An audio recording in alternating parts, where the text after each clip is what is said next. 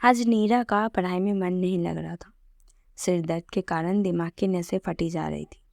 शक का कीड़ा जब मन में घुस जाए तो वह दिल दिमाग को ऐसे जकड़ लेता है कि इंसान शक और सिर्फ शक के मकड़जाल में उलझता ही जाता है। ऐसा ही कुछ हो रहा था नीरा के साथ। मन के भले ना सुनो, मगर आंखों की देखी को कैसे जुटलाया जा सकता है। नीरा का मन लाख कहे कि समीरा तेरी छोटी बहन है, तुझसे 10 वर्ष छोटी है, उसका दुनिया में तेरे सिवा कोई नहीं है। मगर आंखें जब उसे अविनाश के साथ चुगल करते हंसते बोलते देखती तो तन बदन में आग लग जाती है। माना समीरा भी बच्ची है, मगर अविनाश तो समझदार है। उन्हें तो जीजा साली के रिश्ते की नज़ाकत समझते हुए दूरी बनाए रखनी चाहिए। नीरा ने प्रिंसिपल से छुट्टी ली और घर की ओर चल दी। सिर दर्द तो था ही, मगर सच्ची वजह थी शक का कीड़ा जो उसके दिमाग में कुलबुला रहा था। अविनाश 3 दिन के टूर के बाद आज सुबह ही आया। समीरा के प्रिपरेशन लीव चल रही है। सारा दिन दोनों अकेले रहेंगे। क्या कुछ कर बैठे तो जो बात इतने महीनों से सिर्फ शक थी, उसे आज सबूत के रूप में देखने के लिए नीरा उतावली हो रही थी। आज सारा किस्सा खत्म हो जाएगा, नीरा ने ठान लिया था। आज मैं समीरा को घर से धक्का देने में जरा भी हिचकिचाऊंगी नहीं। मैं भूल जाऊंगी कि मेरी माँ ने मरते समय 9 वर्ष की मासूम समीरा का हाथ मेरे हाथ में देकर मुझसे वादा लिया था कि मैं माँ की तरह इसका पालन पोषण करूंगी, और मैंने किया भी। मुझे कभी निसंतान होने का मलाल नहीं हुआ। मैंने 19 साल की उम्र में इसकी माँ बनकर दिखाया। मम्मी पापा के एक्सीडेंट का इस मासूम पर इतना असर पड़ा था कि ये बुरी तरह सहम गई थी। मैंने और अविनाश ने उसे इस सदमे से उबारने में कोई कसर नहीं छोड़ी थी। मुझे क्या मालूम था कि मुझे ही सदमा देने वाली है। नीरा ने ऑटो रिक्शा घर से कुछ दूरी पर ही रोक दिया। घर का मुख्य द्वार खुला था। उसे खुशी हुई कि वे बिना आवाज़ की चुपचाप बेडरूम तक पहुंच जाएगी। उसने धीरे से पर्दा सरकाया। टीवी पर कोई फिल्म चल रही थी। अविनाश और समीरा एक ही सोफे पर बैठे हंसते हंसते एक दूसरे पर गिरे जा रहे थे। हाथ में रखे पॉपकॉर्न इधर उधर बिखरते जा रहे थे।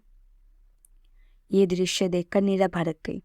दिमाग इतना गर्म हो गया था कि उसे पता ही नहीं चल रहा था वे समीरा से क्या बोले जा रही है। बेशरम, मैंने बेटी से बढ़कर तुझे प्यार दिया और तू मेरे ही घर में डाका डाल रही है। निकल जा मेरे घर से। साथ ही एक जोरदार थप्पड़ जड़ दिया उसके भोले मासूम चेहरे पर। समीरा हतप्रभ रह गई। दीदी क्या हुआ? इसके आगे कुछ ना बोल पाई समीरा। अविनाश गुस्से से थरथरा रहे थे। कितनी घटिया और ओछी सोच है तुम्हारी। मैं उसे बच्चे की तरह प्यार करता हूँ। बात करते हुए नीरा चिल्लाई। बच्चे की तरह प्यार करते हो या बच्चा पानी की छाव में प्यार करते हो? सुनते ही अविनाश और समीरा के होश उड़ गए। समीरा रोते रोते अपने कमरे में भाग गई। अविनाश ने अपने कानों पर हाथ रख लिए। नीरा अपनी भड़ास निकालती रही। अविनाश ने एक शब्द भी नहीं कहा। इसके साथ ही तीनों के मध्य संवाद पूर्ण समाप्त हो गया। सारे घर में कब्रिस्तान से चुप्पी पसर गई। समीरा प्राय अपने कमरे में बंद रहती। अविनाश अधिकांश समय घर से बाहर बिताते। नीरा निश्चिंत थी कि उसने अपने घर को बचा लिया है। उसने निश्चय कर लिया था कि 18 की होते ही समीरा का विवाह करके इस समस्या को जड़ से ही उखाड़ फेंकेगी। लेकिन काल के पिटारे में कितना नागबंद है वे नहीं जानती थी। इस बात को लगभग 15 दिन हो गए थे। गुस्से का उफान धीरे धीरे कम हो रहा था। अविनाश एक हफ्ते के लिए टूर पड़ गए थे। समीरा की आज पहली परीक्षा थी। कहीं सोती ना रह जाए, ये देखने के लिए नीरा समीरा के कमरे में गई।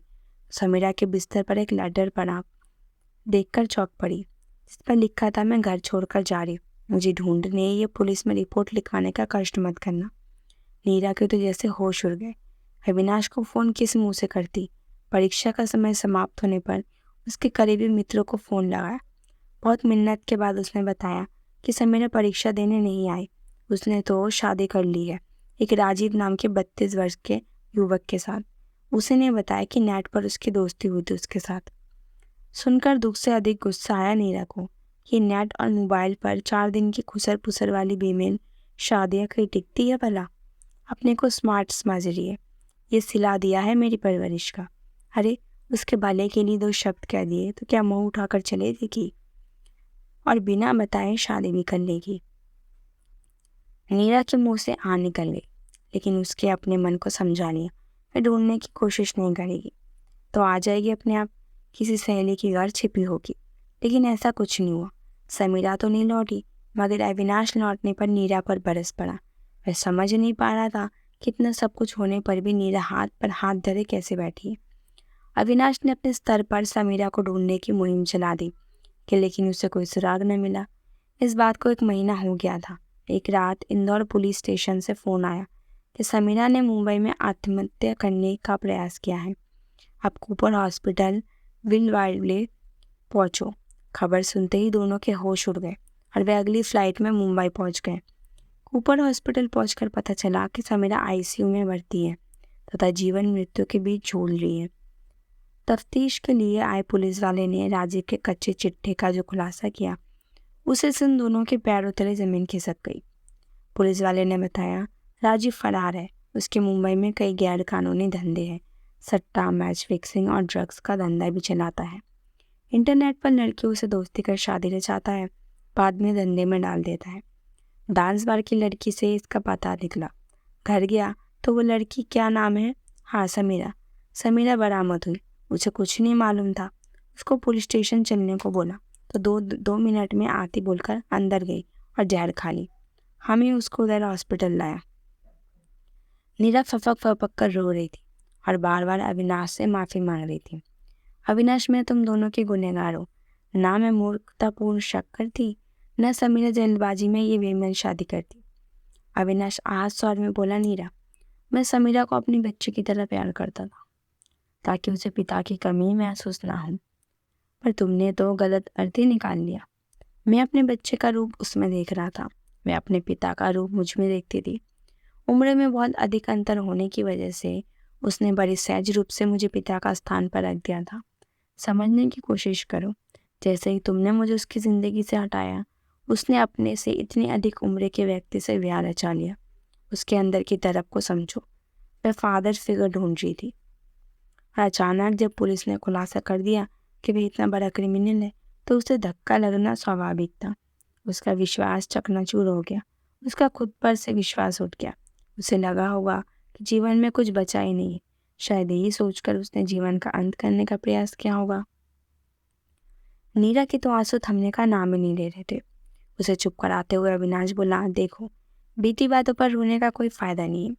बाकी सब बातें छोड़कर पुलिस से इजाज़त लेकर समीरा को घर ले जाने की तैयारी करो। हमें समीरा को एक बार फिर शारीरिक और मानसिक रूप से स्वस्थ करना है और उसमें इतनी हिम्मत पैदा करनी है कि वह आने वाली मुसीबतों का सामना बहादुरी से कर सके। फिक्र मत करो, हम दोनों उसके साथ चट्टान की तरह खड़े हो जाएंगे। अविनाश के मुंह से ये वाक्य सुनकर नीरा भाव विह्वल हो गई। पश्चाताप के आंसू आंखों से बहे जा रहे थे। वे समझ गई थी कि अविवेकपूर्ण व्यवहार और सोच रिश्तों में दूरी पैदा कर देती है, विशेष रूप से कच्ची उम्र के नाजुक दिल बच्चे से। नीरा अविनाश को नहीं मालूम था कि समीरा होश में आ चुकी है और उन दोनों की बातें सुन रही है। उन दोनों को अपने पास देखकर जैसे समीरा की मृत प्राय काया में किसी ने जान फूंक दी।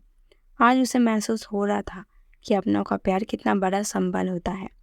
जिंदगी में सही फैसला कितने ज़रूरी होते हैं। एक गलत फैसला जिंदगी को नरक बना देता है।